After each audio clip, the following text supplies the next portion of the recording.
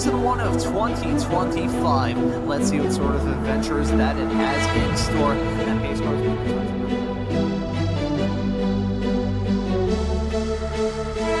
way through the corner. That wasn't the crest doing him dirty. There right off the beginning is something you probably want to monopolize on right away, honestly, in a rain race.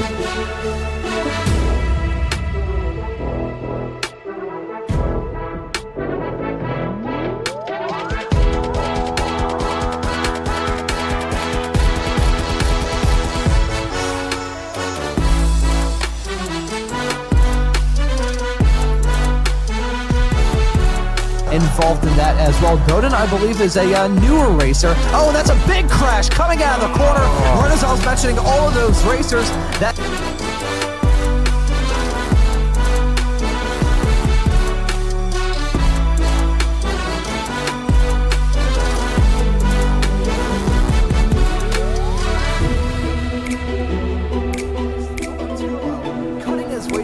we saw him have that off-track moment not terribly long ago, and he has come back from a... And oh my god, that's a big wreck coming out of turn number 4.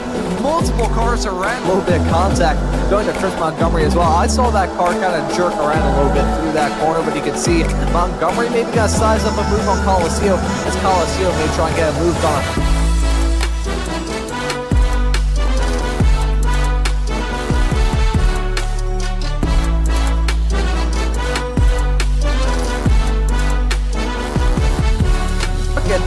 That is 5-6 cars covered by just about nothing on this racetrack. Nearly 4 wide through the corner. Look at Colacio going in way deep into turn 5. He's going to lose out on that spot on Chris Montgomery and maybe Colacio. Two-lane contact being...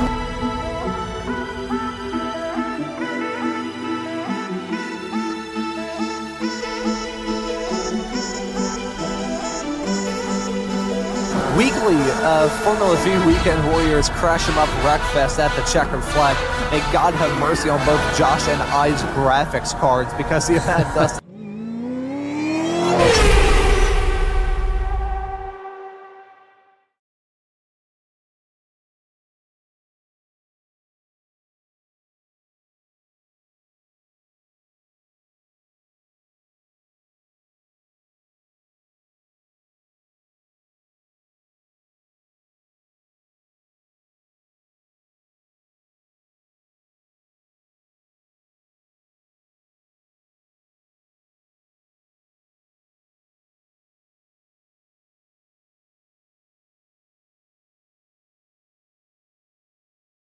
Going to be the host of the race that we see today, and I'm going to say it right away, this is going to be a great one. Outside the chicanes at the start and end of the lap, these drivers will be pushing their cars' rev limiters to the extremes. Drafting will be the name of the game today, so Josh, rev up those vocal cords because we're going to have a lot of action to talk about today. Yeah, absolutely, Ron. Thruxton is a bit of a question mark for me, honestly. I've not been to this track. I did turn a couple laps because I believe we're actually going there in the FFs tomorrow morning, but I actually haven't really had a chance to do too many laps around here. And I think in the V's, we were just talking on the run-up here together about, I'm not really sure they're going to have to use the brakes much on this track at all today, and that's going to make things pretty interesting, I think. So you're going to get a lot of drafting. You're going to get a lot of pack driving, and we were saying it's going to be pretty difficult for me, I think, as a producer here and as yourself as a commentator to kind of keep up with it. They're just, I'm thinking that they're just going to be in a big pack the whole time, or maybe multiple packs around. I have a feeling that come time for the final 5 minutes of this race, especially when we're coming to the checkered flag, I have a very strong feeling that's going to sound like I'm speaking in tongues come time for the end of this race. So hopefully going to avoid that at all costs, because that would certainly not be ideal at all. But nevertheless, ready to get things up and rolling, and another race to kick off this season. I mean, we already have 4 thus far, and it's been a really intriguing season to follow thus far. Lots of drivers certainly proving themselves to be some good, strong championship contenders. However, one of them, that being Tortolo in the Spec 1 category, not going to be with us here today. He is actually running a Rotax go-kart in Japan.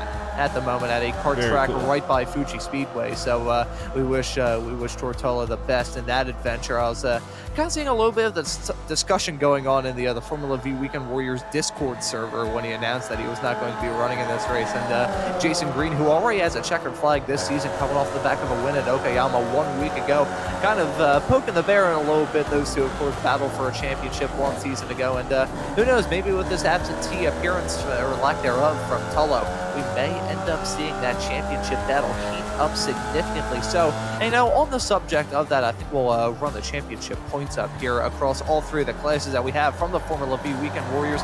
We'll see how the Masters class debuting here, but Spec 1, it's been with the Weekend Warriors since the start, and I think we'll get those championship points loaded up here in a couple seems of to be moments struggling time. here. Gotta say One that moment. There we are. oh, there we go, the WD-40 kicking in. So Tortolo, off the back of two wins so far this season, 1 at Brands Hatch and 1 at New Hampshire in the rain as well. Already has 2 wins this season and holds on to the championship lead. However, Jason Green, who put on a pretty good performance at Okayama to take P2 from Nate Coliseo, he has a really good opportunity to take P1 from Tortola. Of course, these drivers do have drop rounds at their disposal, so it's not going to be a game set match in terms of the championship. Tolo still certainly has the upper hand when it comes to that Spec 1 championship fight. However, Jason Green slowly but surely reeling him in. I mentioned that those 2 were battling for the championship 1 season ago. Probably going to see a bit of deja vu here for season 1 of 2025. Nate Coliseo in the number 8 car. He's another driver, the only other driver in the Spec 1 category to grab the victory thus far this season. 1 at Lime Rock 3 weeks ago, finds himself 3rd in the Spec 1 point standings. We're going to move on to Spec 2 now, and this class is, I wouldn't say it's been a complete blowout. However, we have seen a lot of dominance from Andrew Love in the 544 car, currently holding on to the championship lead, 273 points on the board as it stands at the moment. Won the first 3 races of the season back to back at Brands Hatch, Lime Rock, and New Hampshire.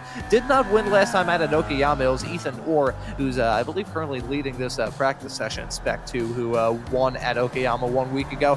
Daniel Salmon, who I don't believe is racing with us today, currently slotted P2. Travis Rail, Michelle Lynn on her Spec 2 comeback is currently slotted in 4th, with Dan Szynski riding at their top 5 in the Spec 2 category. Gonna move on to Masters now, and this class has been kind of like Spec 1. You know, you have 1 driver who's taken 2 victories thus far this season and holds on to the championship lead, that being York Monty, who has won at Lime Rock and New Hampshire and has nearly won these races overall in the process. Leads the Masters standings as it stands currently. Jim Brewster, who kicked the season off with a win at Brands Hatch, is currently slotted in P2, with Alan DeGassis rounding out the winners and currently slotted in 4th. Brewster slotted in P2 and Nick Tullo separating Brewster and DeGassis. Antonio Reese going to round out the top 5, and Reese is actually, last time I saw, the quickest in this practice session. We can return to that right as these drivers are going to be nearing the end of this session. I hear some driver rubbing the crap out of their motor. That is enough to drive a man up a wall. Looks like we got some smoke in the back of shot there as well, so maybe some drivers having a chill out barbecue in the pit lane. But the point that I was going to raise about Antonio Reese, currently the fastest. That's a pretty good lap time, but honestly, Josh, of all of the races that we have this season, if there's going to be a race where a non-Spec 1 driver takes the overall win, it's probably going to be Thruxton. Yeah, I think you're probably right, Ron. This is, again, you know, a bit of a question mark for a lot of the drivers and kind of how this is going to race as well. And it's just so wide and kind of like a really old school race car track. Kind of reminds me, actually, I play a little bit of AMS2 from time to time, or at least I used to, not so much anymore. There's a lot of historic race tracks in that particular title, and this one kind of reminds me of some of those historic tracks that sort of look like somebody just laid out a bunch of asphalt in a gigantic patch on the ground and then just said, let's go race on it. There's not really a whole lot of thought into it, it seems like, and it's just so unbelievably wide and so many passing areas that I think you're right, Ron. It's kind of anybody's game today with the draft and just how this is going to end up racing. You're not racing the track quite as much as you're going to be racing your competitor today, maybe. Yeah, I think these drivers have a tough one to deal with. This will be like, I don't know the best way I can describe it. I will actually just invoke some terminology that I've said a lot. It's like trying to grab a hairless cat that's been dunked in a bathtub full of coconut oil, because it's going to be so difficult for these racers all throughout it. Dealing with this track, which has a lot of character despite being a bit on the simple end. That was turn number 1 that we saw Guido Marzucchi go through a couple of moments ago.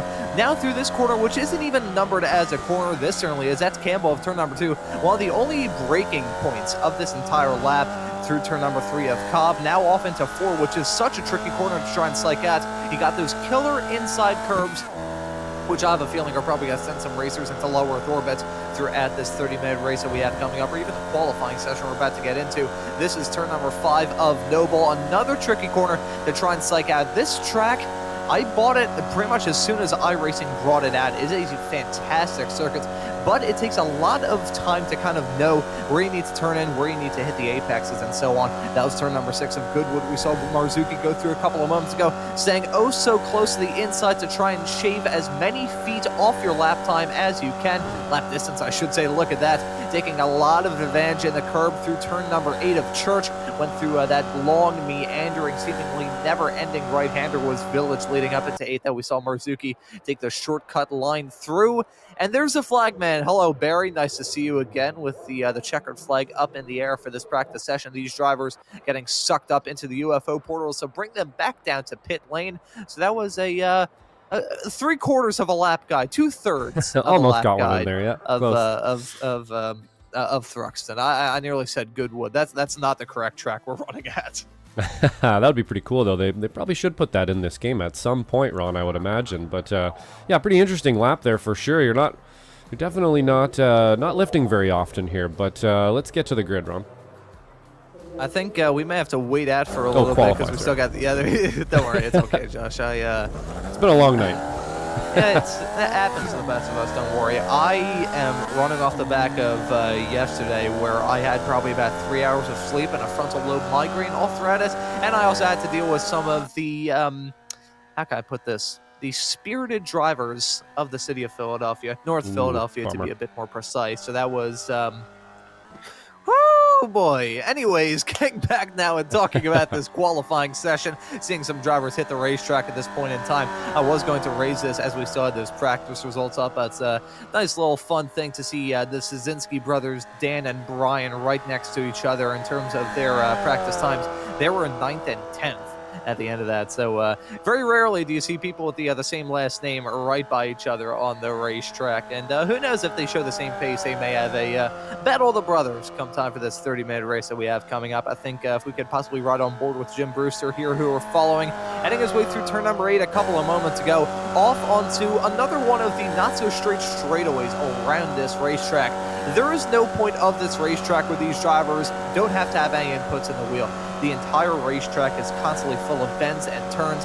That long bend that we just saw Jim Brewster go through with Brooklyn's, and this is the final chicane of Club. Turn number 10, 11, and 12, and you can see using all of the liberties and picking up a slowdown in the process, so hoping that you'll not have to worry about that come time for the race, especially coming to the checkered flag. Josh, we saw that in the Spec Racer Ford Weekend Warriors last weekend at Zolder, where it was Felix Samoas and Sol Al-Shutwi.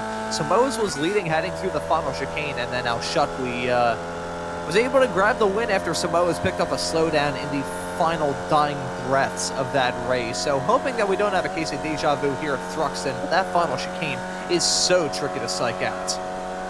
Yeah, I'd say that's probably really one of your only really concerns on the track here, other than the rest of your competitors. And there is a couple spots here where you really do want to hit the apex and so on, so you can kind of maximize the line. And pretty interesting watching the V's drive around here, Ron, and them having to kind of hug the inside of the track so tightly to just basically make it shorter for them. And not something you can do in some of the higher speed cars where you're going to have to kind of go wide and then cut back in to make some of these corners. But the V's, and the speed and the amount of grip they have, they're able to just kind of hold that inside line all the way around the track here.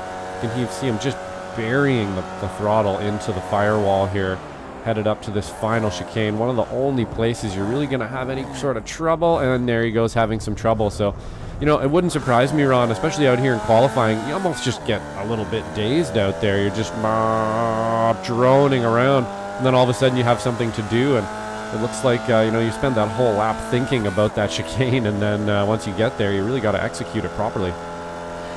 Yeah, that's a very good point to raise. Kind of talking about, I want, for lack of a better term, the monotony of driving around this racetrack, just spending a vast majority of the lap with that throttle pedal bending the floor pan in these race cars, and then worrying about that chicane. That chicane, as we saw Stasinski go on board with, we've ridden on board with 2 drivers heading through that chicane, and each of them have gone into that chicane and had some sort of excursion of a bad kind. Saw Brewster have the slowdown, saw Stasinski a couple of moments ago go off the track and nearly spin. That final chicane is so unbelievably clunky. Heading through there, you think, okay, yeah, the first chicane, that section of Campbell, Cobb, and Seagrave, turns 2, 3, and 4, that's, there's a little bit of a good feeling going through there. Turn 4 definitely a little bit tricky because you don't know how much speed you can carry through there, especially if you're battling in a race condition. But that final chicane, oh my God, coming out of it just feels like it got crapped out by the racetrack. So these drivers hoping not to get crapped on by Thruxton, but Thruxton will decide who gets hit by the bullet or hit by the falling anvil. Should be noted, the falling anvil graphic is a nice indicator that Michelle Lynn making today's broadcast of the Formula V Weekend Warriors here on Slow Motion Broadcasting possible. Thank you very much, Michelle. And there she is on track right now, currently qualified in 5th. 3rd of the Spec 2 racers. Should be noted that Ethan Orr is on the provisional pole overall at the moment, not just in the Spec 2 category, saying at 1 minute 33.016, but look at how close it is between Orr and Green at the present moment. That's practically nothing. And Jörg Monty currently the fastest Masters driver, with Jason Green the fastest Spec 1 racer. Guido Marzuki put in a good lap time as Ethan Orr doubling down on his provisional pole time to jump up to 132.972. This driver who took the Spec 2 win 1 week ago at Okayama, I think he's got some vinegar in his veins because he is driving that car like he stole it. Yeah, vinegar or perhaps Christmas cookies, Ron. He's out there with the Christmas livery still running around here. And it looks like maybe he found an extra gear there from everyone else. He's, pretty much, Jason Green's actually right on him here. But then after that, you got about 2/10 to the next driver. So, they've definitely found something out there that other people have not found. And on such a big, wide track like this, that's kind of the way I was expecting it to happen, actually. If you look, expecting it to kind of be a little bit tighter in qualifying, but really because the track's so big and wide, you're seeing, about 1/10 and then 2/10 and then 1/10 and 1/10 all the way back. There's a couple people that are very, very close there as well, but there's just so much real estate out there, Ron, that it's going to be a little difficult to find that fastest line, especially in such a small car. I think that's a very good point to raise, talking about how much real estate these drivers have on offer, because, there's enough width around certain points of this racetrack where you can go 4 wide, but these cars don't have the power to just pull out of the draft and be able to blow past their competitors like they're sitting still. So 4 wide, I think, come time for the start of the race, at least, heading through turn number 1, we may end up seeing some 4 wide, in which case I will have my socks completely blown off of my body.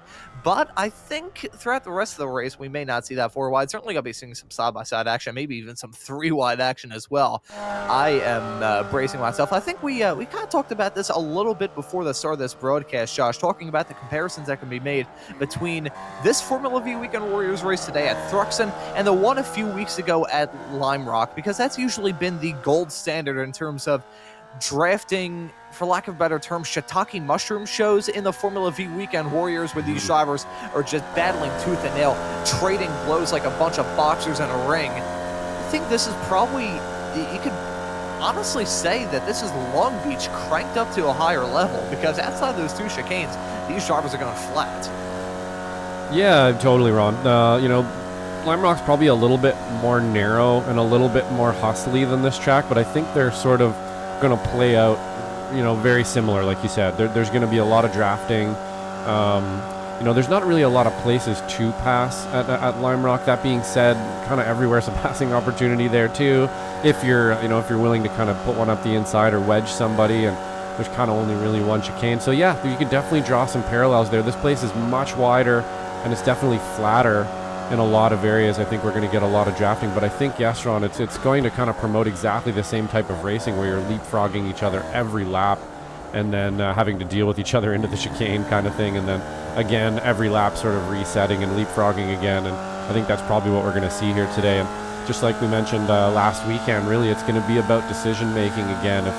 When you have a race like that, the best thing to do is to kind of sit back and just be calculated about every move you're going to make. Make sure you're there for the end is the main thing. And, you know, with these straightaways being as long as they are, you could come from almost last place to first around here. So this is going to be pretty interesting, I think. Yeah, I genuinely have a feeling that there's going to be so many curveballs thrown our way that I genuinely cannot predict who is going to be the winner. And not even in the both in the classes and in the actual race itself in terms of the overall checkered flag. But either way, there's going to be some fun, and hopefully all the viewers tuning into this broadcast here on Slow Motion Broadcasting will be enjoying the action all throughout this. And while you're here on this stream, should maybe hit that like button and subscribe, and also hit that notification bell so you never miss out on any of the racing action. And also, at the end of this broadcast, if you want a good comparison as to how the Lime Rock races usually look, take a look at the YouTube short that was posted here on the SMB YouTube channel a couple of weeks ago. Jason Green, though, finally usurping Ethan Orr in the 222 car to jump his way up to the provisional pole, saying a 132.829. Not a lot between himself and Orr, but it's enough to grab the pole. Yeah, it looks like he was able to grab it there. So again, you know, shortening that track a little bit, I would imagine finding that little tiny bit of speed that you need, or that, you know, that tiny little track cut that you might need there to get that extra little bit of time. And it looks like Jason Green has been able to find about 2/10 there from his last time. And while Ethan Orr has not been able to improve so far, as we see Jorg Manny managing the last apex here. Wondering, you know, what the track limits are in that corner. I've seen a bunch of people cut it. It looks like it's probably one of the double curbs there where you are allowed to have kind of your tire on the inside of that apex, but it's kind of hard to tell here whether or not that was an off track or not. We'll have to keep an eye on that during the race and see just how many X's can be accumulated through that section of the course. And I would imagine there'll be more than a couple going through there, especially the first couple laps. Like we were saying, Ron, I think you're going to have some pack driving around here, and once you get to that chicane, every lap you're going to have to be like, okay, we're in the chicane, and everybody's going to accordion a bit, and you're going to try to get through there with as much speed as possible, as well as not rear-ending you know, the competitor in front of you. Or I would imagine it's going to be a spot where a couple people try to wedge a pass or two as well, and I don't think they're all going to go super well today. I gotta wonder what these drivers are thinking heading into this race. How can you even prepare your mind for a race like this? Actually, Josh, I will maybe put the ball in your court a little bit, because I think you had a rather similar experience when the Spec Racer Ford Weekend Warriors, a series that you are the reigning Spec 2 champion in, mind you. So always have to point that out. But you kind of very similar with that experience in terms of bracing yourself for an absolute draft fest of a race. So what was the mindset coming into it from your perspective with the SRFs running at Spa?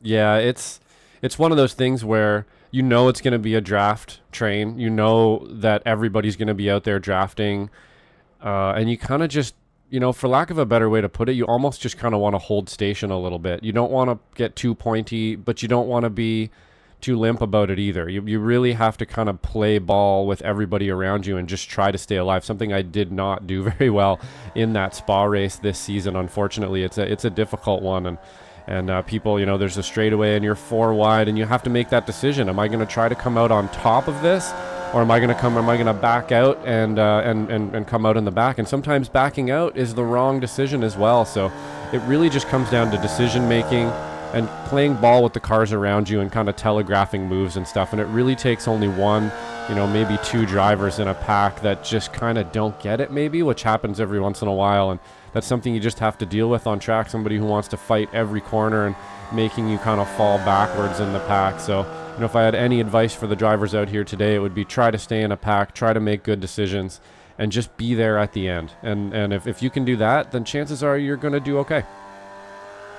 These drivers at this point in time probably... I gotta wonder what the preparation is for a race like this. I think... didn't Andrew Love say a couple of weeks ago that he prepared for the Lime Rock race by, like, going down the highway, like, 2 times over the speed limit, facing opposing traffic? that I think may have to do something very similar to that. I think... driving in, like, on a Euro Truck Simulator 2 in a really heavy truck at like 100 miles an hour facing opposing traffic, that may be a good way to prepare it, albeit I think the trucks in Euro Truck Simulator are probably a bit more prone to flipping over than these Formula V's, at least in terms of cornering too hard. These cars have a little janky physics to them from time to time, but we still love them. They provide some of the best racing on the iRacing platform. And despite the fact we've talked about this race maybe being a treacherous one for these drivers, I think we're still going to enjoy it. Hey, when it comes time for the crash bills to be delivered to some of these teams, we're not going to be fitting the bill, Josh. So I think we'll be golden. Yeah, fortunately, the digital currency there for the broken race cars is not something you really have to worry about too much in iRacing. And if we did, I can tell you that I would be bankrupt by now. I've wrecked a lot of race cars in iRacing, and I'm sure most of us have. And that's sort of the beauty of it, really, is you can go out there and just practice, and you can wreck a car and then jump back in the pit, try again, wreck it again, jump back in the pit, try it again. It can get pretty frustrating sometimes, but that's really about it. Just your mental capacity is really what's going to get taxed, not your wallet. As we see Monty here just wrapping up our session here, it looks like everybody else is off the track right now. Monty just getting some extra laps in here, kind of getting a sight line in, seeing if maybe he can't find that extra little bit of time maybe that he is. Oh, sorry, this is actually Risa getting the liveries messed up there. Their teammates, of course, here in the Masters category, and looks like Reese is out there just kind of sighting things in a little bit, Ron. Yeah, just getting some extra laps in that 914 car. I'll take a look to see what lap he's on at the present moment. Of course, this 15-minute long qualifying session, 4 laps to these drivers to try and get the job done. I think Reese may be on his final lap, but I don't believe he is tracking anywhere near quick enough. I mean, yeah, he's already spent 4 minutes, coming up to 5 minutes on this lap. So this would probably be the pole if we were running a horse race, but we aren't. We're running some Formula Vee, so that's not going to work out too well for Reese as he gets going back to pit lane. And we can brace ourselves for what's going to be a day of madness, to say the very least, here on Slow Motion Broadcasting. Thank you to all of you tuning into this broadcast, and we hope you enjoyed the action that we have coming up. 30 minutes of racing set to get underway in a couple of moments' time. Around this 2.36-mile-long 12-turn road course, it's going to be Jason Green, the American, in the 160 car, starting this race from the pole. Ethan Orr, though, with a brilliant qualifying result in the 222 car. The Spec 2 racer qualified in P2. Lots of twos going on there, and he finishes a tick under 2/10 of a second slower than Green on the provisional pole. Still going to be lined up on the front row, though. Guido Marzuki going to be qualified in third. York Monty taking the Masters pole, starting this race 4th overall. Parvinder Ladar, nice to see him back in the series. He may be a driver we have to talk about in terms of that Spec 2 championship, because whenever he runs in this series, it's usually pretty quick. He's going to be starting in 5th. Ewan Parnell in the 556, the UK and Ireland driver, going to be starting in 6th. Then we have Michelle Lynn in 7th. Suleiman Khan will be starting in 8th. Chris Montgomery in 9th, and Brian Szynski going to round out our top 10. Russ Telker in 11th. Antonio Reese in P12. I just realized we have a short formation lap, so I'm going to have to burn through these. Dan Szynski in 13th. Brad Cathcart in 14th. Jim Brewster in 15th. Jason Greider will be starting in 16th.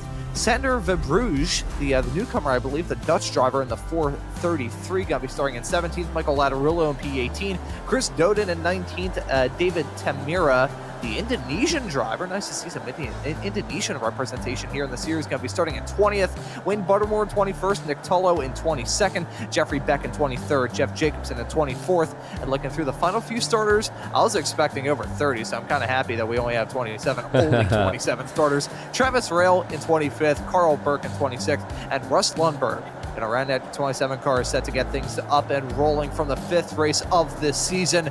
It's another UK track, but it's a UK track like no other. Really, the only UK track you compare this one to is probably the Rockingham Oval, but those drivers certainly feeling the same amount of pressure, feeling the same burn, and maybe feeling the same amount of peril that they'd feel on the high banks of that CERN racetrack, but ready to get things up and rolling from this race. And it's going to be a hectic one. It's going to be a fast one, too. And it's going to be Green grabbing the green flags, and the drivers are on their way. Already a little bit spread out up towards the front as Green gets off to a flyer, maybe gunning it a little bit early on. Ethan Orga find himself in P2. Guido Marzuki and York Monty riding out to top 4 at the moment. Some drivers already making up some moves. Look at Sander Verbruge a little bit farther in the back, up 3 spots already. Lots of drivers making their way up some spots, but now through the braking zone of turn number 2, this may be the spot where some chaos gets brewed, but looking like most of the field gonna make it through this first chicane cleanly. That's a little bit surprising, Josh.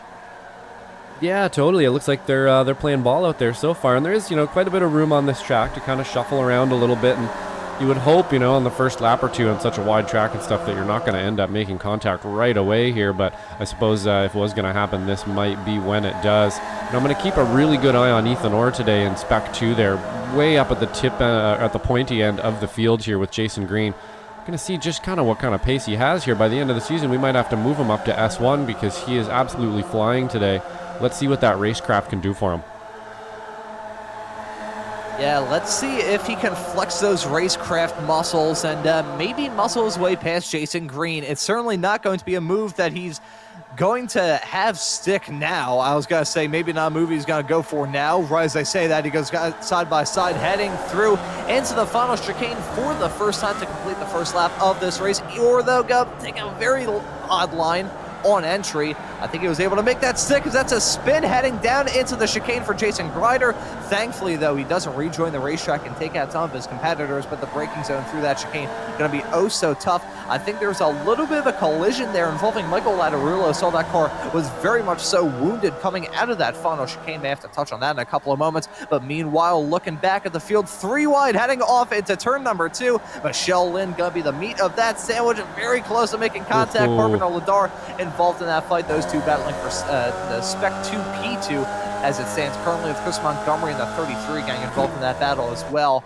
But that could have ended in tears heading off into the chicane. That was a terrifying moment for Grider. Yeah, absolutely. You know, something I didn't really think about in the beginning, like we kind of touched on a little bit, but sort of a knock-on effect of a track being this wide and so many lines out there is that there are so many lines out there, and we saw a couple lines intersecting. It just looks like you can kind of take chances everywhere, and you know, if your competitors aren't ready for you to take that chance, you can end up in a crash pretty quickly here, as we got a big pack of cars here coming around the lap here with Michelle Lynn and Parvinder Ladar just kind of actually getting shuffled back a little bit there. And I think that's kind of what we're going to see. You know, he was leading a moment ago. Now he's almost at the back. Gigantic drafting opportunities around here. And it is just going to be a big decision-making race, Ron, as to what it is. Look at these cars, just 4 wide, 6 wide, everywhere on the track, as we got a big one in the background. Big crash heading down. There you go, Antonio Reese involved in that. Sandro Verbruge in the 433 car. There's Antonio Reese in the 914 getting a piece of that action. That was 4, nearly 5 wide action heading through turn number 9 of Brooklands off into the final chicane. Antonio Reese going to be peeling off the track and going down pit lane, but that was a big amount of drama a couple of moments ago. Reese, I think he may have just overshot his pit box. He's going to be reversing. Hopefully he doesn't get DQ'd by iRacing. That would not be ideal at all for the Portuguese man. May have to take a look at a replay, though, of that, Josh, because that was definitely an incident that I can kind of see happening throughout the rest of this race. Some 4 and 5 wide action going wrong. I was expecting it to happen in front of this pack, but it actually happened behind it. Let's take a look at that. Verbruge, maybe, yeah, that was just multiple cars trying to fight for the same piece of real estate. I think Russ Telker got involved in that action as well. Verbruge, though, with a lot of damage on that race car. Antonio Reese certainly with damage as he came back to pit lane immediately following that incident. I think it was actually looking through.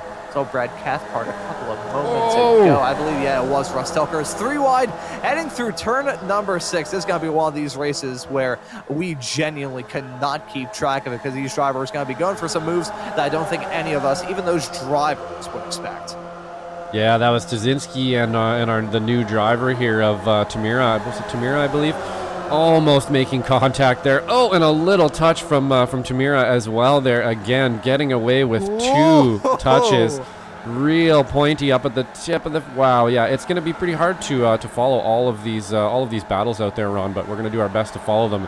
Man, oh man, he got lucky twice there. So that was 2 of the lives, and there it goes. There's the 3rd one. 3rd time's a charm. You can only test that so many times, Ron, and he tapped 3 cars, during that lap, and that's how it's going to end up. Looks like we have another one spun in the corner there as well.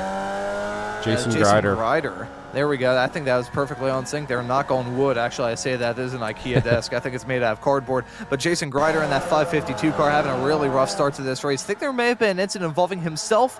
I think there was actually something a little bit farther up the road involving Jim Brewster and Brian Szynski as well. Looking through, I don't think there was anything that I saw, but there you can see the spinning car of Timera, and there you go. Jason Grider spinning it, coming out of the corner, and there you can see Stasinski off the track. So there was a moment involving Brian Stasinski. Saw some shuffling around between himself and Brewster, and that was the cause of it. Stasinski having another moment through the chicane, which is just so tough, and actually it was both of them having trouble making contact as well. Not sure who the third car involved in all that drama was, but my instincts actually proving me right for the first time in the 20 years I've been on planet Earth.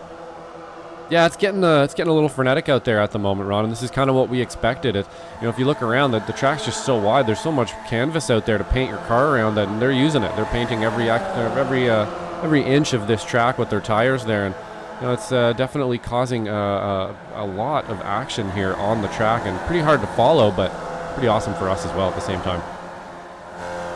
Yeah, it's pretty awesome, and I gotta say, unless one of these drivers just vaults over the fence and strikes us in the commentary booth, I don't think I'd be too bad. And that's a spin for Brad Cathcart heading off into the chicane. Feel like we're seeing a bit more drivers make some spins and moments like that than we have seen some of the previous races this season. Could be down to the fact this track, as I mentioned in my cold open, is one of the newer ones on the iRacing platform, or it could be because of some incidents. Let's take a look at it here, Josh. He's close to Russ Telker. I wonder if he just got caught out in the braking zone, if there was some more extracurricular trouble heading off there. No, I think he just lost it. Yeah, it looks like he kind of lost it. A little bit pinched off there, but I don't think they made contact. I think he was just kind of moving in reaction to what was happening in front of him there. Bit of an awkward spin for Brad, but he's back going, and that's probably our third or fourth victim of that chicane there, and I would imagine it's not going to be the last one, Ron.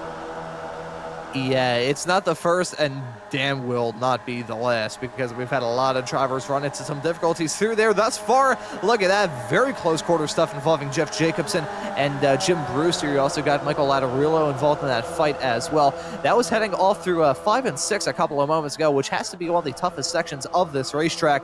I, in a Formula 3 race around here, nearly flipped it heading through there, hitting the inside curbs. So these drivers looking to not to have the same sort of repeat that I had, as we see 3 wide action involving 3 separate drivers in the 3 classes that we have. Jason Green now in the lead, Ethan Orr in P2, and York Bonnie, the Masters racer, still leading in that class currently, running in 3rd. So these drivers breaking away a little bit, as Guido Marzuki, the tail car, is the next car in this race, and you have to go about 2 seconds back to find Parnell in 5th. So the front 4 starting to break away a bit.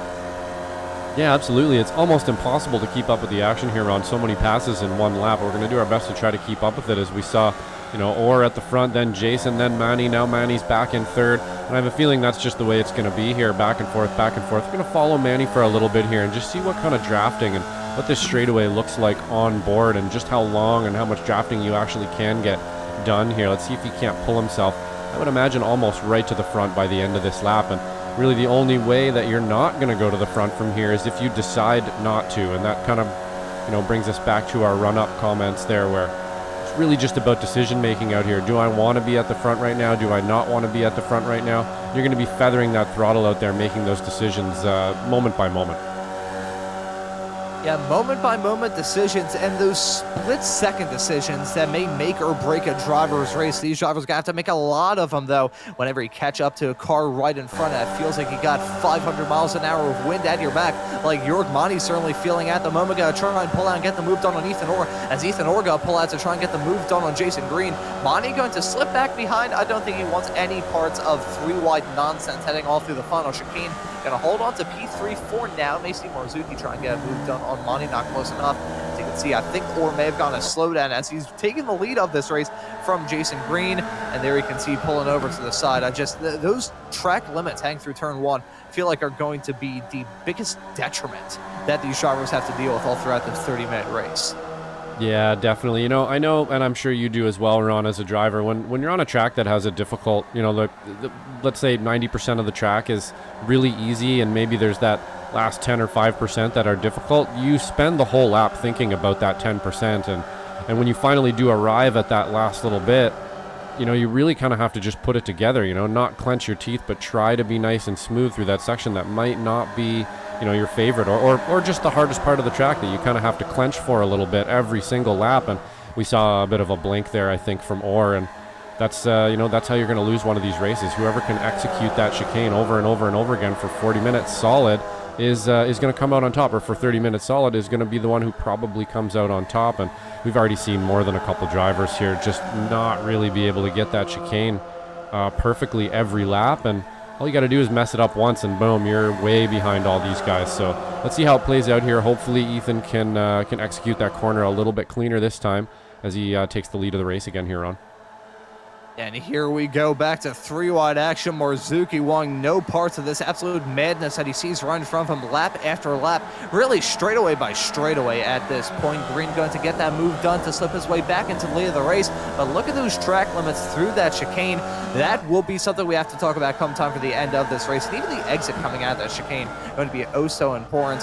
One corner that I think has to be the most vital, though, is probably turn number 4. Never mind, back to 3-wide action a little bit farther behind, involving Montgomery nearly getting hit by Parnell on the inside line. You also got Suleiman Khan involved in that fight. Michelle Lynn, the rear gunner of it as it stands at the moment. I feel like we can't even get some points across talking about the important points of this race, because these drivers are like, yeah, you're trying to talk about what's probably the most important corner to get a good exit on, and they just decide to go 3-wide off into turn number 1 like it's nothing.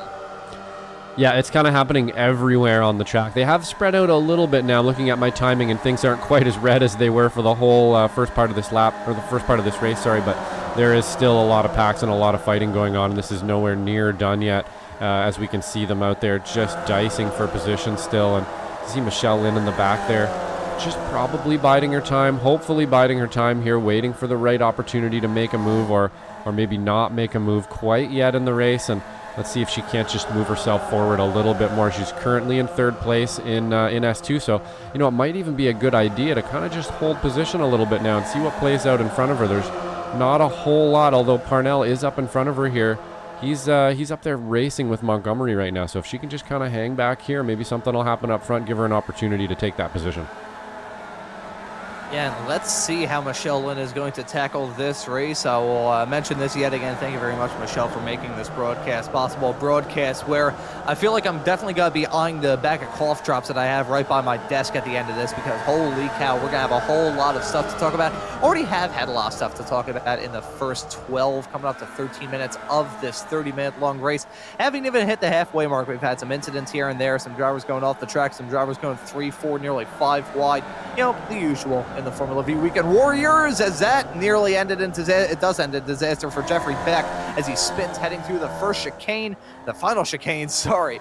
The first chicane in terms of the list of chicanes that cause drivers nightmares in the Formula Vee Weekend Warriors series, but that was thinking it wasn't going to work, and it did, but it ended in a slightly less disastrous way than I was kind of expecting it to, because side by side, that final chicane is tricky enough single file, let alone side by side, so that I do not envy any driver who finds themselves involved in a hornet's nest of a battle through the end of this lap. And these drivers at the front still giving us a battle to talk about. Let's talk about Jörg Mani here. You know, I mentioned as we were following Antonio Reese in the qualifying session earlier how we could honestly see a scenario in which a Masters driver or a Spec 2 driver takes the checkered flag overall.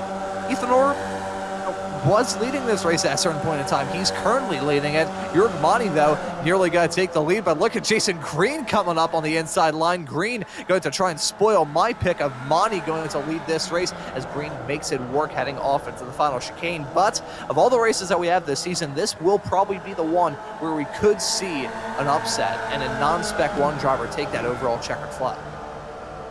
Yeah, it's definitely all out there to have for sure, especially for these 4 drivers here in the front, and you know, mixing it up between the S1, the Masters, and the S2 all at the front here. Pretty cool stuff, really, to be honest. To be able to race with some other classes up there, you know, I can speak from experience here that it does kind of give you a little bit of a boost, you know, when you can hang with the likes of Jason Green and you know, up in S1 when you're in S2, and every once in a while, you know, you get a track maybe that kind of meshes with you down here in the S2 class, and you're able to kind of mix it up with the S1 boys, and it does give you a bit of a confidence boost, you know, and you can kind of carry that into the next rounds and stuff. And I would imagine Ethan Orr is going to get a bit of a lift from this one, and you know, hopefully here we can have a clean race to the end with the top 4 here, and we won't end up in the chicane, you know, sideways too many times here. And I was just thinking to myself as well, not really sure why anybody would risk a pass this early in the race into the chicane. Maybe if somebody's holding you up, you know, and they're just too slow and you have to get by them, but really there's no point in risking a pass into the chicane this early in the race unless you've really got it done before you get there, Ron. Yeah, I think those moves, these drivers kind of have to tackle them with even more strategy than they usually would at race like Lime Rock, for instance, because those, you get them off heading into turn number 1, and that's kind of game, set, match. Here, though, you can see a move heading off into turn 1, you can see a move heading off into the first chicane, and then from turn number 3 all the way through to the final chicane, you're pretty much running flat in these race cars, unless you're backing out of it to try and give some sort of bump drafting thing. Either way, it's a fast track, and there's plenty of overtaking opportunities for these drivers to continue that game of Formula Vee leapfrog. So this is going to be really, really tricky to try and manage when to get those overtakes done, when to tackle this race with aggression, and when to just sit back, relax, and enjoy the chaos going on in front of you. Yeah, that's exactly it, Ron. And you know, like we were saying in the run-up as well, the track's so big, and you know, if you're out here, or God forbid you're actually kind of alone on the track, man, oh man, it's a bit of a grind out here. It's just, you're just to the firewall, just groaning the whole lap. There's not a whole lot to see. You know, the scenery around here isn't even all that great, so it's pretty flat, it's pretty wide, and you know, unless you have some competitors around you to race, it's a fairly boring track, really. But when you do have some competitors out there, man, oh man, it's just non-stop action here as we see the front just dicing up again. Doesn't really look super heated at the moment. You know, it's just kind of back and forth, a little push and pull. And I would imagine, you know, by the last 5 minutes of the race or so, we're really, really going to see things heat up, because there's just, you know, like I was saying before, there's really no point in risking anything at this point. It's wide, and you can kind of just pass and see if you can't get up to the front or get away from the people behind you in the pack you're in, and then just kind of worry about it at the end, Ron, and try to figure it out then for maybe even the final lap or two. I can't even imagine how the last lap of this race is going to look like. We may end up seeing these front 4 just, you know, go 4 wide, like it's no big deal. Who knows, though? We may end up seeing this man, Ewan Parnell, in the 556 car, close up that gap to himself in the front 4. Who knows? We got battles and packs forming all throughout this field. This is the one involving Brad Cathcart in the 905 car, currently with himself, Jeff Jacobson, and Michael Lattarulo. So another battle with 3 different drivers in 3 separate classes. Always nice to see this interclass mingling, you know. Multi-class racing is certainly something that's going on in iRacing at the moment, considering the iRacing Daytona 24 official race is presently going on, and the iRacing broadcast is presently going on at this very moment. So as we see Jacobson running wide, heading off into turn number 2, and he's got to drop down like a rock. I will say, though, talking about that first chicane, Josh, a little bit interesting to see these track limits and liberties that they're taking coming out of 3. Yeah, absolutely. There's definitely, you know, I would imagine on this track after a while, we see him just, it looks like he actually selected neutral there, I think, I'm not sure, but perhaps that was the push in of the clutch, but definitely got it a little bit wrong there into that corner. But yeah, Ron, it looks like Jeff Jacobson, sorry, I actually completely forgot what you just said, brother. I have to try that again.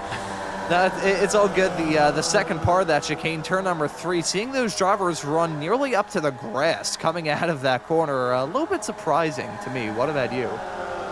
Yeah, absolutely. You're going to want to use, you know, every inch of this track, like we were saying in the run-up, and I think that's going to, every once in a while, make a bit of an interesting track limit extension there, here and there around the track. And you know, really the only way you're going to find some time around here is to draft someone or try to make that track a little bit shorter. And it looks like they're out there trying to make it shorter here and there.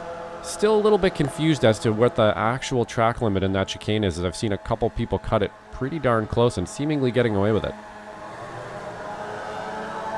Yeah, I think the track limits maybe being another iRacing situation where these drivers are a bit unconfident and unsure about how the track limits work. And well, I may end up going into iRacing and seeing as to what exactly the track limits rules are around this racetrack. Take a look at everyone's favorite, the info screen, and see if they have it. Nope, they do not. I will say, though, iRacing for the weather forecast at the moment. Won't have to worry about rain throughout this season, but when we come back to the UK in a couple of weeks, we will have to worry about that at Alton Park. You didn't hear that from me, though.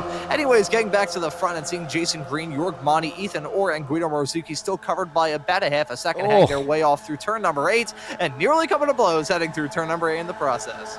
Yeah, that was a close one right there. Probably the closest we have seen so far here with that with the lead group. That was millimeters from disaster with Manny there, and it looks like Jason just kind of got pushed wide a little bit by that inside curb, not expecting to kind of shuffle him to the side quite as much as it did. as we head through this chicane one more time. And that's definitely going to be one of those double curb chicanes there. So as it looks like maybe he got a slowdown there. Did he? No, he did not.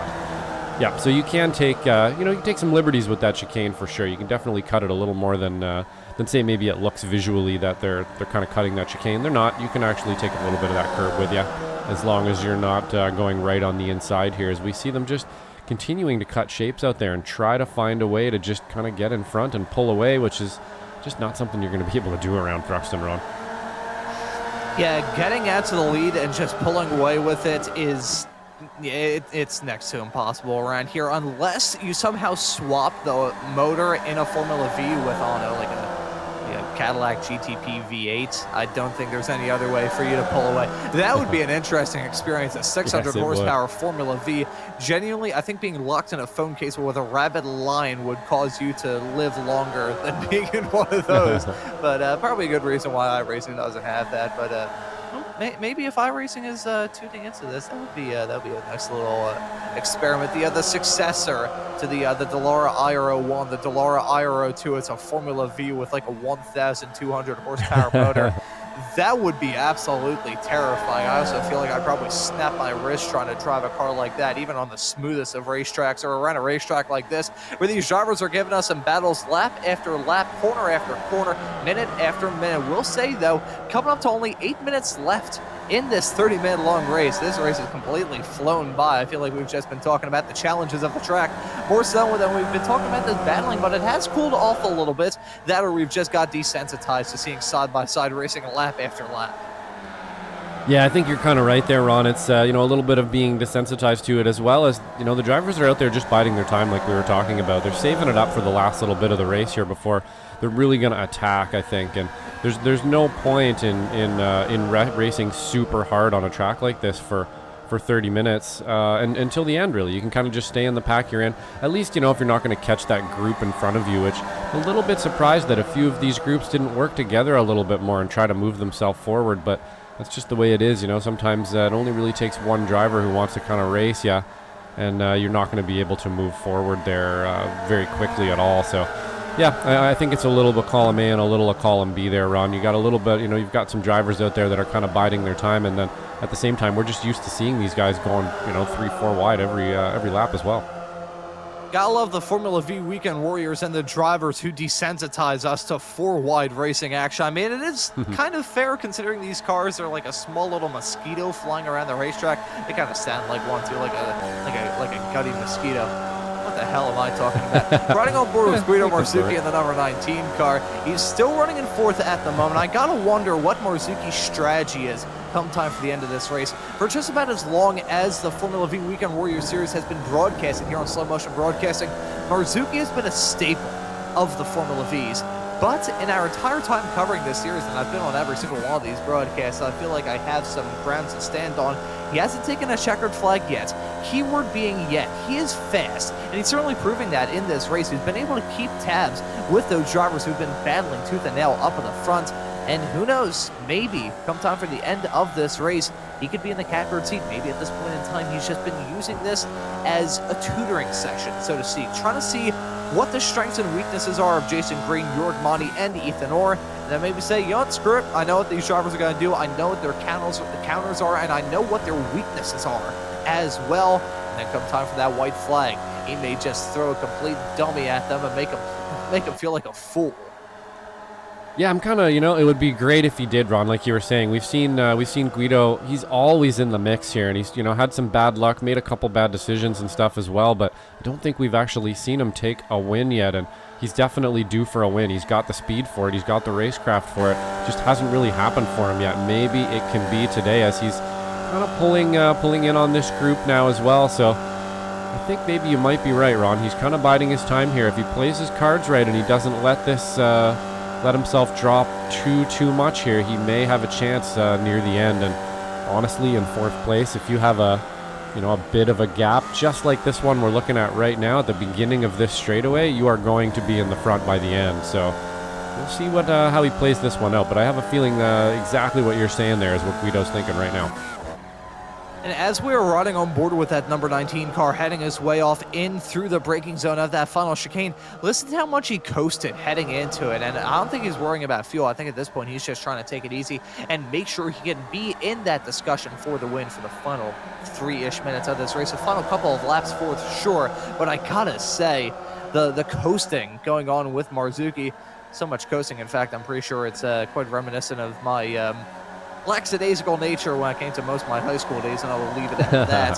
Marzuki, though, putting on a pretty patient drive at this point as these three in front of them just battle tooth and nail. I mean, how many of these drivers have been just 3 wide? They've been going side by side all throughout this race. Green has led some laps, Orr has led some laps, Monty has led some laps as well. Jörg Monty looking for his this would be his third Masters win of the season. Ethan Orr looking for his second Spec 2 win, and Jason Green looking for his second Spec 2 win as well. Marzuki, though, looking for his first, and the entire time in which the series has been broadcasted here on Slow Motion Broadcasting, which dates back to Season 3 of 2024. So it's been a little bit of a drought, for lack of a better term, for Guido Marzuki, but is going to look to try and bring in the era of the wetlands soon, as he doesn't go for the move yet, heading off into that final chicane. I don't know what is about that chicane. We've talked about the challenges of it all throughout this race, Josh. That chicane, I have a feeling that those drivers are going to come to blows heading through there at some point. I don't know why. It's just a hunch that I've got. Yeah, I mean, it is sort of the, let's call it the filter of the track there, probably. It filters you down and spits you out the other side of it. And I think by the end, when you got 4 cars all trying to get into that narrow little end of the filter, I think we're probably going to have some fireworks there for sure, Ron. But hopefully, like you were saying there, Guido and Ethan have not, I don't believe Ethan taking an overall win in S2 would be a pretty awesome feat. And then Guido taking his first win today as well could be a pretty cool storyline as well, Ron. So we shall see what happens up at the front here. But as we look at it here, it still looks like Guido's kind of just biding his time there, and Ethan Orr as well. You can see this pack starting to kind of tot up a little bit, though. They're getting a little bit tighter with each other, getting a little bit more racy. We've only got maybe 1 lap left after this, maybe one more. I think, yeah, maybe 1 more lap after this one. And then we're definitely going to have to start making moves here. So I would imagine we're going to see it in this pack as well as back here with the pack with Chris Montgomery and Parnell and Suleiman Khan as well, with Michelle Lynn bringing up the rear here of this second pack. I would imagine we're going to see some moves here as well. And, hopefully we can just catch them all here on the last lap, because I have a feeling it's going to kind of all filter to that lap. Yeah, the last lap of this race is going to be the most important one. You want to get to that white, but of course you want to take the checkered flag and be spraying some champagne in victory lane when everything is said and done. Jason Green getting a move done to slip his way back into the lead. And with a tick under 2 minutes left to go, I believe we now have 2 laps left in this Formula Vee Weekend Warriors race. Jason Green and Jörg Monty side by side through turn number 1 right now. Looks like Monty going to jump back into the race lead. No driver has led this race for like a string of 2 laps straight. It has not happened, and I don't think it's going to happen anytime soon. If that's the move for the win, you could color me absolutely surprised. I'll probably have to, I don't even know the best way I could describe it. I would be absolutely flabbergasted if we don't have a pass in the final 2 laps of this race. I say flabbergasted, it's not going to, as that's a spin for Jason Kreider, nearly coming to blows is Tamira. That was incredible evasive action from the driver of the 214 car. Has a clean race car, but probably does not have clean pants, because that looked like a matter of millimeters picking its way through the smoke. Yeah, some good avoidance there for sure. Missing Jason Grider, who's just not having a good day today. I think that's the 3rd time we've seen him facing the wrong direction, and not all his fault the first couple times there, but unfortunately just not having a very good day today, and that'll put him down into 18th place. Looks like he's probably going to hold on to 18th here. Maybe Travis might have a run at him by the end of the race here, but not a great race for Grider today, as we have a look here at Montgomery. Looks like he's kind of up the chuff here. See if he maybe makes a move into this chicane. Yeah, and here we go, side-by-side racing for these 2 drivers. They've actually broken away a little bit from that small pack now with Suleiman Khan and Lynn, but they go off the track in a dramatic way. Both off the track, they're done for in this race. That was a substantial whack, but never mind that.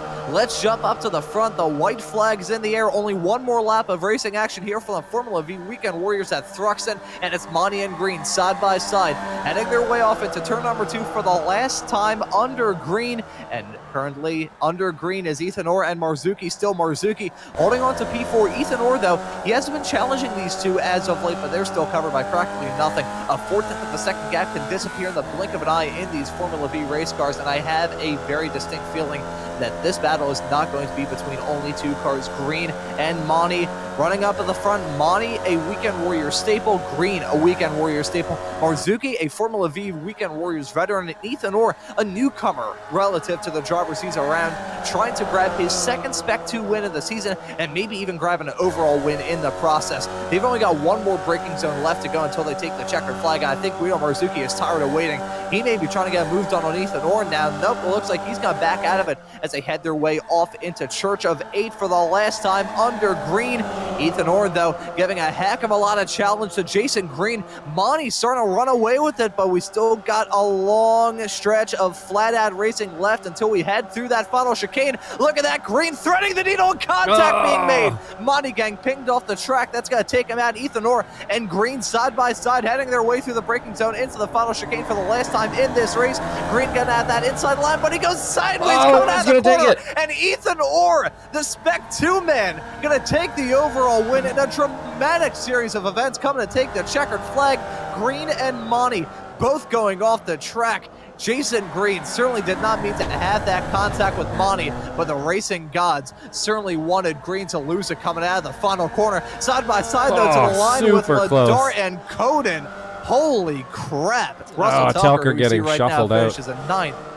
Holy cow, Josh.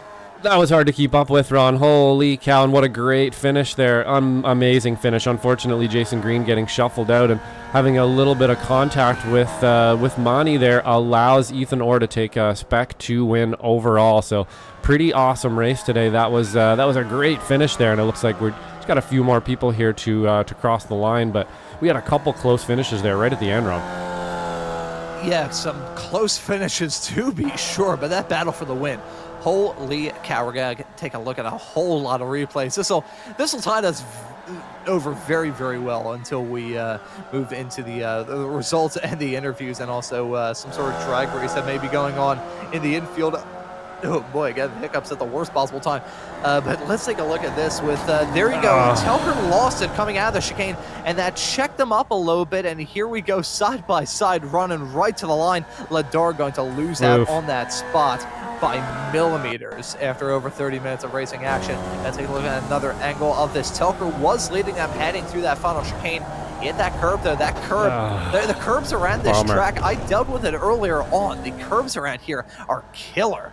So that's going to take out another driver, that being Telker. He loses out on a couple of spots. I want to take a look at a replay of the end of that race for Orr Marzuki. Green and Monty. Marzuki go, oh God, we just saw a flip. Okay, that caught me a little bit off guard, but let's take a look at the end of this race because, oh boy. Yeah, it looks like, the same thing that happened to Russell happened to Jason as well. If you look closely here, it looks like he just kind of tapped that curb, unsettled the car right about now, unsettles the car, and he's just spun, and that's it. There's nothing he could do about it. And, he does a nice little four-wheel lock up there to get her going straight again, but that's kind of lost him the race. Yeah, he, I wouldn't say he had it. It was still going to be a fight to the line between Green and Orr, but he definitely had one hand on that winner's trophy. But here was what kicked it all off. Contact being made. It was a sandwiching of 3 race cars fighting for the same piece of asphalt that pings Jörg Monty off the track. He still ended up in 4th and takes a win in the Masters category when everything's said and done. But here we go, side-by-side racing. Ethan Orr, credit where credit's due. Jason Green, in his calm and cool nature, he can be a little bit intimidating. He just intimidated the damn intimidator there, and look at that. Green to hit the curb and get sideways. It's the worst time to have a sideways snap. I figure that chicane was going to come back to bite some of these racers on the butt at the line, and, I hate to say that I'm right, because I'm very rarely right about stuff that I say on the air, but certainly was right about that. That final chicane coming back to bite these drivers at the worst time. Jörg Monty, how do you feel if you're Jörg Monty? I can't really, I wouldn't be able to blame him if he was pissed off after how that went. I'm not sure if he would have had that win, though, because he was leading and he was punching the hole in the air. He was the sitting duck coming to the line, so it may not have been him. Who knows? Maybe if Ethan Orr had to check up really badly because of that spin for green, which may not have even happened if Monty was involved in that. But still, holy cow, what a dramatic way to bring this Formula Vee Weekend Warriors race to a close. And we're hearing from Brian Szynski that there was some after-race shenanigans that we should probably take a look at a replay of as well. I think we had some more pressing matters to worry about in terms of the replays, though, so I can't necessarily blame us for taking a look at 2 crashes that took out the 1 and 2 runners when we took the white flag. They end up 3rd and 4th, so it's a Weekend Warriors Formula Vee tradition to have some absolute chaos go down after the drop of the checkered flag, so we're going to try and load this up and maybe have it as the background as we go through the results for what was a exciting Formula Vee Weekend Warriors race, to be sure. One with a brilliant finish, one of the most hectic that we've seen all season long, but one that's probably going to require me to have a whole bag of cough drops when everything is said and done as well. Yeah, absolutely, Ron. That was a stonker there for sure, and I am looking around here to see if I can't find what we may have missed, but it looks like I did not get a report on it, so we'll keep looking for that if you want to go through the race results here for me, Ron. I think we'll go through the results and cap off what was a brilliant day of racing action here from Thruxton. I think we'll have to run on board with it because, unfortunately, no cameras on the infield, so there's a look at the bottom 17 in this race. I was going to say Brad Cathcart taking the win. That's a little bit surprising, but he ended up in 10th when everything is said. And gotta say as well, in terms of the chaos that we were expecting, not a lot of attrition, must be said. We saw some incidents to be sure, but only 3 cars getting taken out of it when everything is said and done. That being Sander Verbruge, Brian Szynski, and Antonio Reese. They all end up well over 10 laps down, respectively, at 13, 16, and 18. But you see maybe a drag race heading through the infield, not too sure. So I'll go through the live timing and say that Ethan Orr took the checkered flag over Guido Marzucchi in 2nd. Jason Green going to round out your podium in 3rd. York Monty going to finish in I can't tell whether it's heartbreaking or kind of expected 4th. Still, though, the Masters win. I certainly don't think he'll mind that one bit. Michelle Lynn ends up in 5th. There we go. There we go. The WD-40 having worked some overlay too well. problems here, guys. Sorry. It's quite all right. Don't worry, Josh. Technical issues always happen. The WD-40 working a little bit too well, so we can't stick it to the top. But Michelle Lynn ends up running out your top 5. Suleiman Khan going to finish in 6th. Chris Doden ends up in 7th. Parvin Ladar in P8. Then we have Russ Telker in 9th. Brad Cathcart going to round out your top 10. And I will take a pause for the cause and see. Oh, I nearly just said a word that I cannot say here on slow motion broadcasting. Yikes, that was a big one. You know what? I'm going to rewind that just because we missed it with the results up, and I can, so I'm going to do it. And let's have a look at holy cow. Yep, that's going to be a good shot for some highlight reels, I think. Get the good slow-mo here for maximum destruction. Dun, dun, dun, dun, dun, dun. Dun dun da da da da da. Perfect. That is glorious. That is... Well, I might have to redo the intro now because that is a real good way to end it. Yeah, excellent guys out there and girls smashing it up for us at the end of the race here. Let's see if we can't get another angle on that. That was just glorious there for sure, Ron. To hell with the results. Let's take a look at this again and again and again and again. We paid for the slow motion replay. We may as well use it till you're bored, silly folks. Let's take a look at this. Riding on board with Leighton Buttermore, and bang! That was walloped absolutely by Brad Cathcart. And there we go. There's Monty in the air. Multiple cars stumbling. There we go. Okay, multiple cars merge within each other at the same time. Well, that was fun. It was something, all right. Can't tell whether it was fun or a frontal lobe mind crane, but either way, I am genuinely at loss for words. I don't even know what to say at this. that was the best angle thus far. Yeah, there's definitely some wrecked race cars and some hurting bodies, digital bodies out there for sure. But we probably should get back to the results here, Ron. Let's re-rack those results. Give that another try. What do you say? Yeah, let's run through the results. We got a lot of happy and angry drivers waiting in the interview waiting area. I will say to kind of be a little bit of a TMZ, I think I saw Jason Green in the interview waiting area. Then Monty stepped in, and I don't believe I see Jason Green in the interview waiting area anymore. Oh, what I would pay to be a fly in the walls of. This guy, I think the right phrase is fly on the wall. You can tell I was great in English class as a kid. But I'd be willing to pay the grand sum of about $13 to hear that discussion. But we went through the top 10. It was Orr, Marzuki, Green, Monty, Lynn, Khan, Doden, Ladar, Telker, Brad Cathcart running at the top 10. Will be noted that Orr won this race overall and won the Spec 2 category. Marzuki ends up in second. York Monty wins it in the Masters category. Looking outside the top 10, though, we've got Jeff Jacobson in the number 40 car in 11th, Michael Lattarulo in 12th, Dan Szynski in P13, Jim Brewster in 14th, David Tamira, the newcomer, the Indonesian man, in the 214 car, going to end up in 15th. Jason Grider, who, despite having a really scrappy day, somehow ended up in 16th. Not sure how in the world he did that, but he still ended up in 16th, so credit where credit's due, I guess. Travis Rail ends up right behind in 17th. Wayne Buttermore in P18. Russ Lundberg in 19th. Jeffrey Beck rounding out the top 20. Carl Burke in 21st. Chris Montgomery in 22nd. Ewan Parnell in 23rd. Then we have Nick Tullo, my apologies, in 24th. Sander Vabrudge, Brian Szynski, and Antonio Reese rounding out your cars. They are classified when everything is said and done. Now, Josh, we got some drivers waiting in the interview waiting area. Got those results taken care of. Would you like to do the first interview, or would you want to pass that buck off to me? Yeah, no, I can grab the first one there. Who do you want to bring in for me, Ron?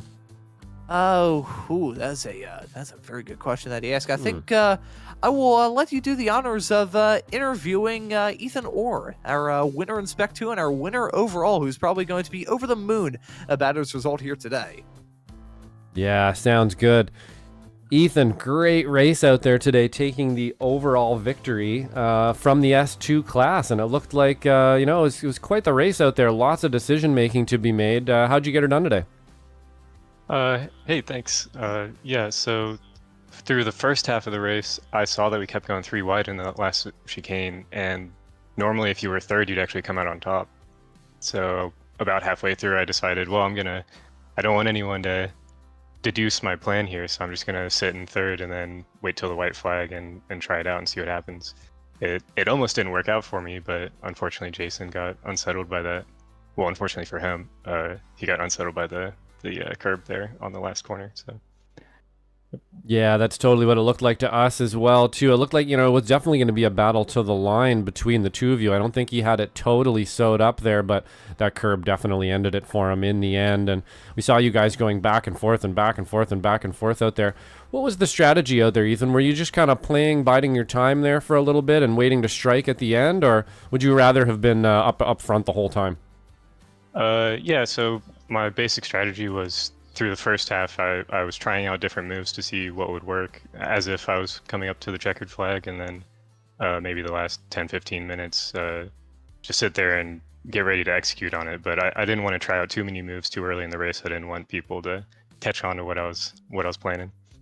Yeah, no, that sounds like some good thinking out there for sure. We were talking in the run-up. That's exactly kind of the mindset you need to come into this race with, is maybe have a bit of a plan, but be willing to shift that plan on the fly if need be and have another one. And it looks like you were able to execute that there today quite well. With a little bit of luck and a whole bunch of skill there, you were able to take the overall victory from S2. So is there anybody you'd like to thank out there, Ethan? Yeah, my friends in the chat, Zach and Priv, girlfriend of Yaku, is watching, and you guys for broadcasting, and Jason, Guido, Jorg for a great race. Excellent. And one more question there: are we going to be keeping that Christmas livery for the whole season here? Is that a good luck charm, or are we going to switch that one out for something else? We'll see. I've been thinking about it. Maybe now is a good luck charm since I won this one. I think it might have to be. Yeah, you might have to stick with that one till next Christmas, Ethan. But thanks a lot for the interview, and we'll see you next week. Yep. Thanks. See you next week. And that right there was Ethan Orr. That Christmas livery looks pretty good, and guess the luck turns out pretty good for him as well, taking the win in the Spec 2 category and winning it overall as well, which, gotta say, that's the first time we've seen that be done in the Weekend Warriors series since I believe the season finale for Season 3 of 2024. So very impressive for that to happen. I'm going to bring in Guido Marzucchi, who, despite finishing this race in P2 overall, is still very happy about grabbing the Spec 1 win. Guido, welcome into the commentary booth, and well done on the Spec 1 win. Talk us through it. Oh, thank you very much, Ron. I've been quite lucky in the end with all that happened, and it's my first S1 win thanks to Jason's sacrifice. I thank him with the heart. And after 3 shitty races this season, in the start of the season, I had a good one. Well, I appreciate the honest phraseology there, Guido. Thank you very much for that. There is no FIA here. Because I said a bad word, and I don't want to do social working, you know. Yeah. So I hope you will forgive me. So a bad race. I had 3 bad races. Let's keep it light. Yeah, don't worry, you're all good there, Guido. And I'm certainly feeling like a free man can say the words that we can't say on the air. So hopefully you enjoy that the privilege of being able to do that. But Guido, well done on the win. And after a few shifty races to kick this season off, grabbing the win must feel like a good relief, and certainly going to help you out in the Spec 1 championship as well. I want to ask you about that and the championship implications of putting in the result that he did here today. Well, I don't aim to the championship because there are way faster driver than me.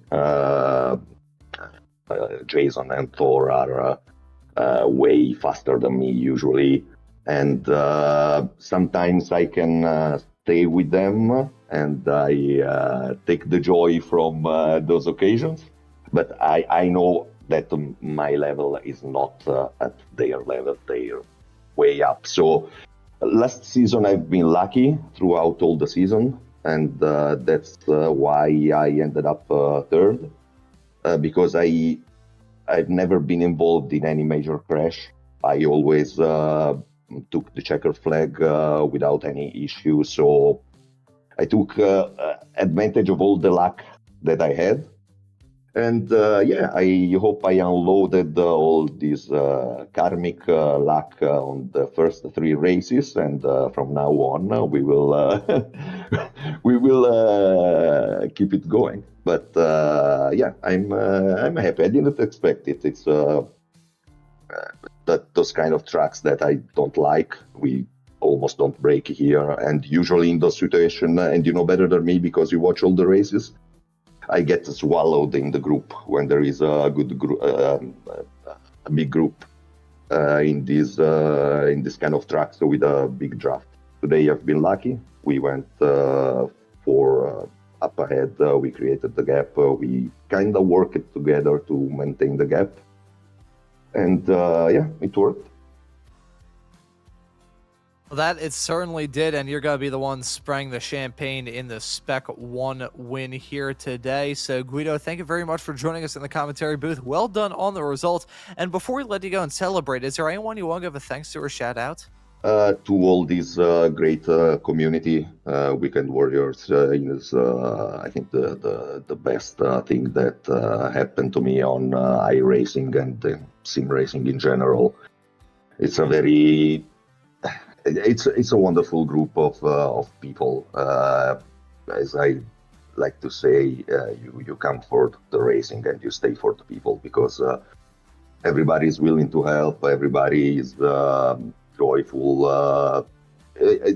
Sometimes we like to hang out in the voice channels, even when we are not racing, and this is something that I think no other league has. So, and despite that, we are very racy on the track, and we are able to have good relationships and to enjoy our time together. So this is great. So congrats to Stevie, to Jason, to all the admins, and to Jim and Michelle, who brought the Formula Vee League I think it was the little sister, the Formula Vee, until a few seasons ago. But now the participation level and the skill level is over the top, and it's their merit. So congrats to them, and thank you to them to keep it going. Right on, man. Couldn't have said better myself. Guido, thank you very much for joining us in the commentary booth, and well done on the Spec 1 win. Thank you, guys. Have a nice night. Bye-bye.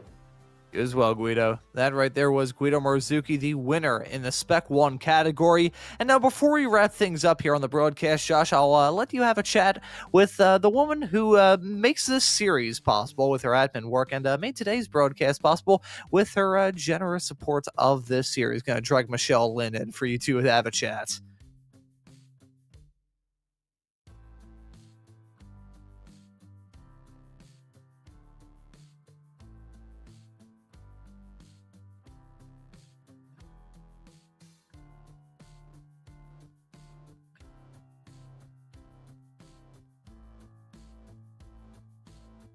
I don't know. Am I really a staple? I think of myself more of a like a paperclip. All right. Dude, today, like, honestly, this track scared the crap out of me. Like, it's 2 chicanes and you're flat out, and the terror is you just don't want to get hit by somebody else, you know. And so today, I had like a pretty decent qualifying. I've been working on a setup all week long. And the car felt really good, but I knew, like, right at the beginning, like, I was quick, but there was like 3 guys behind me. I think it was like Chris, Suleiman, who him and I ran great today, and God, who was the 4th? Sorry, I'm blanking right now. I'm sorry. But like, they were all super racy, and I'm just like, yeah, go ahead. I'm gonna just hang out in the back, you guys. You guys keep going. I'll hang out in the back, and on the last lap, you know, I'll push. And I saw that we were gapping the group behind us. We were starting to work together, and we were trying to catch up to the group ahead, but not really. And then, I don't know how many laps to go. It was Chris and... God, someone help. You're right. Yeah. Russ is behind us. He was the guy that I was watching the gap on. But I just got lucky towards the end. You know, there was an accident ahead of me, and Suleiman had a bad exit on one of the chicanes, and I got another P2 this season. So I'm pretty happy with it, you know?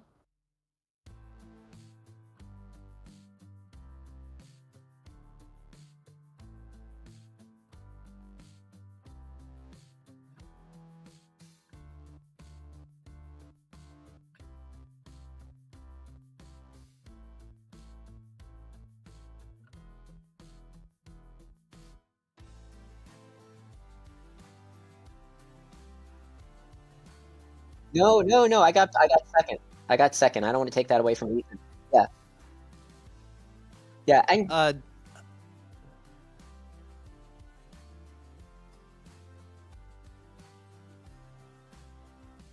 yeah. Josh, sorry, y'all. Can I just step in here real quick? Thank you very much for Tam. I believe, Josh, you've had your microphone muted for this entire interview. No. Sorry. No. Oh. I don't believe so. I'm listening in, at least according to what Tam's saying. So it's oh boy. So having some slight technical issues here with Josh, but I gotta say though as well, and not to toot Josh's horn on his behalf, he's been getting very good at this interview stuff. So Michelle, I will ask you a quality assurance question. What were your thoughts on the interview with Mr. Wilkie? I thought it was good. I guess no one else heard it, but it was really good. I wish everyone else could have heard what he said. Okay, I think I fixed it now. Am I coming out live now, finally? Hopefully. I think there may be a slight broadcast delay, so I do apologize. I've been having some issues with my apps these days for some reason on this computer. Continue to crash and stall on me, but I think I've restarted it, so you should be able to hear me now. And unfortunately, we missed some of that interview there, Michelle, but we want to thank you for everything you do around here and all all of the admin stuff that you do. And we couldn't put this stuff on without you. And sponsoring today's race, I believe we actually maybe forgot to mention Bobby West last weekend as well, that is sponsoring races. And we wouldn't be able to put these on without you guys. And, let's just ask that question again there. How was it out there today? And what were you thinking in the car? Oh, I didn't realize none of that came through at all. Wow. So your today... answer came through. Josh did come through. Okay, Yeah, he's coming through now, so we're good to go. Yeah, to summarize, I was trying to be patient today, and patience paid off. Excellent. Yeah, that's kind of what we were driving at there, I think, Michelle. And it looks like you were able to take that second place in S2 today as well, with a little bit of patience and hunting out there, and it looks like it worked out for you. So, who'd you like to thank today? First, I want to congratulate Ethan for the win in S2, Guido for the win in S1, let's go, and Jorg for the win in Masters class. You guys all did an amazing job. And then thanks to Jim and to Stevie and everyone involved. And it was a lot of fun today. Now I get to go and join the race review team and see if there's penalties to be handed out. So. Oh boy, yeah, that's always going to be a fun one for sure. Yeah, we thank you again there, Michelle, and we'll see you next week. All right, thanks so much, guys. Thank you. And that right there was Michelle Lynn joining us at the commentary booth. Sorry about that quick little technical issue here as well. I gotta say, Josh, your PC certainly a lot better than my old one. I remember recording an iRacing race that I was doing with some AI competitors, and this will prove exactly why I used to do a whole lot of AI racing. The video recorded at like 20 frames per second, so regardless of what kind of computer issues you're having, have it be known that's nowhere near as bad as the old computer that I used to have. But this race was absolutely awesome, and we're going to be staying in the UK next week as the series rocks up to Donington Park. So what are your thoughts heading into that one? Yeah, Donington Park's a pretty great track, Ron. Actually, I really like that one. I'm definitely liking the season that we have this year. Is really good mix of tracks and stuff. A lot of really good hustly sports car tracks out there. Definitely looking forward to Donington and the rest of our season as well here. It's shaping up pretty good. Yeah, we got a whole lot of great races to look forward to. Donington Park, though, in 1 week's time, going to be absolutely awesome. Gives you more reason to stay tuned here to Slow Motion Broadcasting to catch all of the action. Because have it be known, folks, the racing action simply does not stop here today. Doesn't even stop this weekend, as coming up here tomorrow, we've got the action with the Formula Ford and Spec Racer Ford Weekend Warriors, respectively. The Formula Ford's going to be running at this exact same racetrack. I just heard a Microsoft little ding, so hopefully my microphone didn't just unconnect itself there. Hopefully I'm still coming through, and hopefully y'all will hear this little spiel from me talking about the Formula Fords running at this very track. That is going to be a fun one. Fun, you can't spell dysfunction without fun, but that's still going to be a good race tomorrow. And we've also got the action with the Spec Racer Ford Weekend Warriors running at Summit Point. Deja vu to what we saw from the Ray Esports Club Racing League this past weekend, as they ran Group 3 for round number 3 for Group number 3, and we've got Group number 1 action, round number 4. If you're sick and tired of Daytona, maybe not tune into that one, but if you're still looking for some Daytona International Speedway action, group number 1, round number 4, going to be coming up with the Ray Esports Club Racing League this upcoming Wednesday, completing Wild Card Wednesday with the Sim Racers Group Intermediate F4 Championship, round number 6 of that season, coming to you from Maunz. So a whole lot of actions to look forward to here on Slow Motion Broadcasting. It simply does not stop. Gives you more of reason to subscribe and hit that notification bell so you don't miss out on any of the racing action. But as for this broadcast for round number 5 of the Formula Vee Weekend Warriors Series, that will just about do it. And so for myself, Ron Maunz, and Josh Wilkie joining me in the commentary booth and also working on the cameras in the virtual production hauler, I say thank you all so very much for watching. Have a great rest of your day, and we hope to see you all wherever it is in the not too distant future.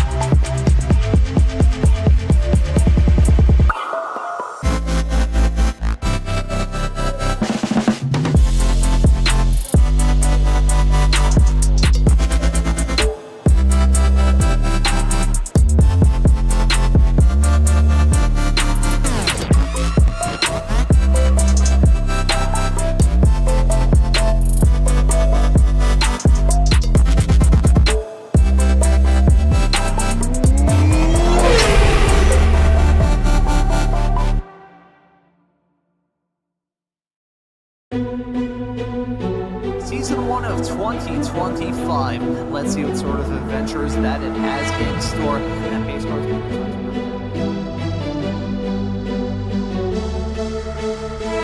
Way through the corner. That wasn't the crest doing him dirty. There right off the beginning. It's something you probably want to monopolize on right away, honestly, in a rain race.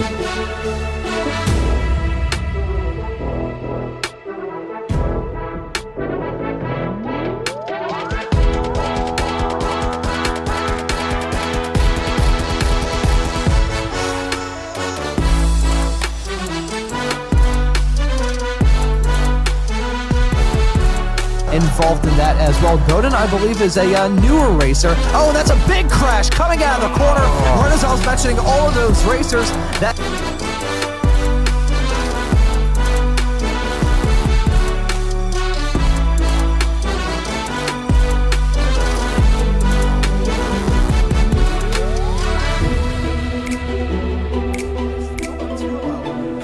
way through the field. We saw him have that off-track moment not terribly long ago, and he has come back from a... And oh my god, that's a big wreck coming out of turn number 4. Multiple cars around. A little bit of contact going to Chris Montgomery as well. I saw that car kind of jerk around a little bit through that corner, but you can see Montgomery maybe got to size up a move on Colacio, as Colacio may try and get a move on him.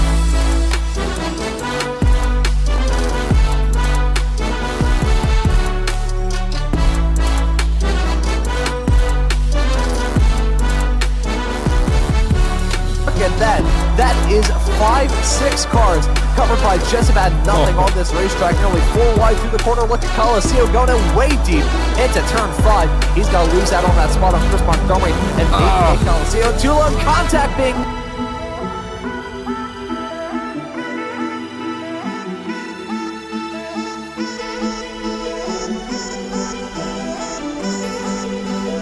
Weekly Formula Vee Weekend Warriors Crash 'em Up Wreckfest at the Checkered Flag.